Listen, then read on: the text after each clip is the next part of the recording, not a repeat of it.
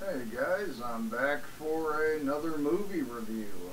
This time it's one of the former video nasties, pretty infamous film over in Britain, known as The House on Straw Hill.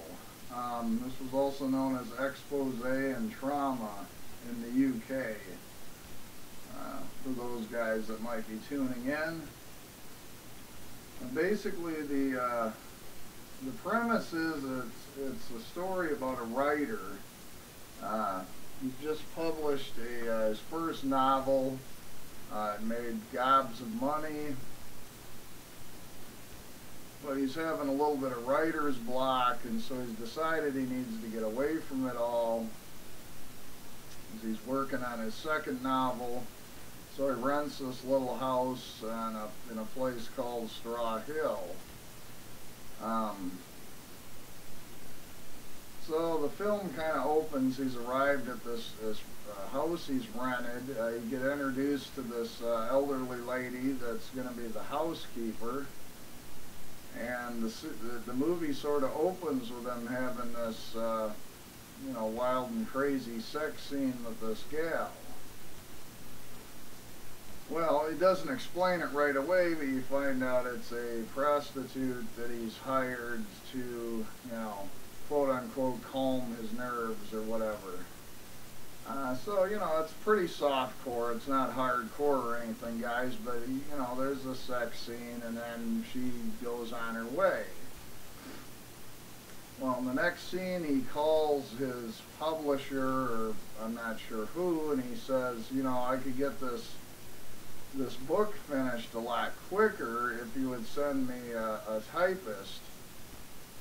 I could just, dictate the story, she could type it up, I could, be a little more creative, it would speed up the process, and they said, okay, fine, so they'll send this gal along. Well, a couple of days later, he goes into town to the train station and picks up this young, attractive gal who's going to be the typist. Well, he's got a few other errands to run, so he tells her, well, just stay in the car and wait for me. I got some business to take care of.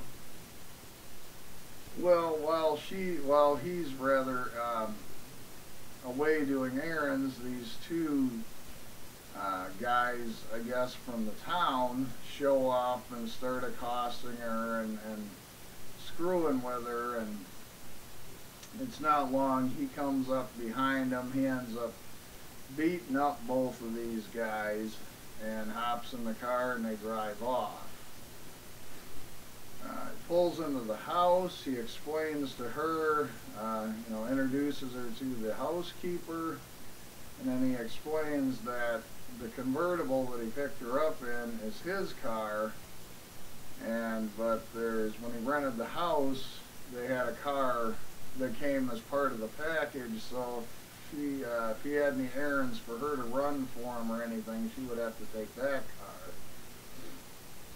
And then he explains he gets up at a certain time, he eats at a certain time, he likes to keep a very rigid schedule, and that's just how he comes up with novels. And she agrees with his terms and asks if she can go unpack her things. And he says, sure, your bedroom's down the hallway. So she goes into the bedroom, but instead of unpacking her things, she apparently was feeling a bit frisky, so she has a bit of a play, if you know what I mean.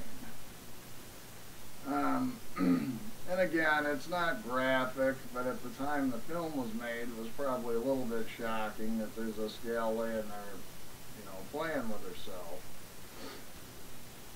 So anyway, it rolls through the next couple of days. They're doing the dictation, doing this, doing that. They're having dinner together. You can tell he's starting to like her. It was about 3 or 4, I don't know how long. It's probably a few weeks in, not days. It's probably more like weeks. They finish up their session, and he comes up and starts grabbing at her, digging in her shirt and trying to grab her boob, and she's like, well, You know, there'll be none of that till we get this book finished. We got to be professional here. And so he's fine, whatever. You can tell he's a little bit frustrated, so he makes a phone call, and lo and behold, in the next scene, you see the train roll up, and it's this prostitute. I guess he decided he needs to relieve some more tension. So she stays with them for a few days. You know, and in one scene, he's having sex again with this prostitute. Well, the typist gal is kind of watching him, you know, which is, you know, she seems kind of voyeuristic and kind of a bit of a perv herself. When the next day she decides, well, she's going to go off and go for a walk out into the straw fields, I guess hence the name House on Straw Hill. Well, she lays down under the sun and decides she wants to have another little bit of me time. Well, while she's doing that, the two guys that accosted her early in the film end up spotting her out in this field. And they come up, and the one guy holds her down, and the other guy starts, you know, proceeds to rape her. Well, I kind of forget exactly how this works out. I think that one of them had a knife or something. Well, she ends up getting a hold of it, stabs the hell out of the one guy. The other guy flees, and she leaves the other guy laying there bleeding, and assuming he's, you know, going to die, I suppose, at this point. Well, she goes back to the house, you know, puts her clothes back on, goes back to the house, acts as if nothing has happened. And then we kind of go to the next day. Well, the writer is out, you know, running some errands, out and about, and she has a conversation with the elderly woman who's like the cleaning gal, and tells her, you know, she can go ahead and leave, that she'll go ahead and take care of the upkeep on the house. And the elderly woman's like, well, no, he's paying me to do this. You'd find that a little strange and this and that. Well, this typist girl ends up slashing the old lady's throat and kills her. Okay, so you're going, alright, this chick's a little off her rocker. Well, a little bit later, she ends up killing this prostitute as well. All the while, this guy is out and about. Well, he comes back from running his errands and asks about the prostitute and asks about the lady and the housekeeper, and she's like, oh, the housekeeper's out doing some stuff, and the prostitute gal's up laying down, so we should hurry up and try and finish this book. Well, so he goes, okay, fine. So he starts dictation, she's typing stuff, and basically she starts changing a lot of the stuff he's saying. She's typing what she wants instead of what he's telling her to type, so you're kind of like, okay. And so anyway,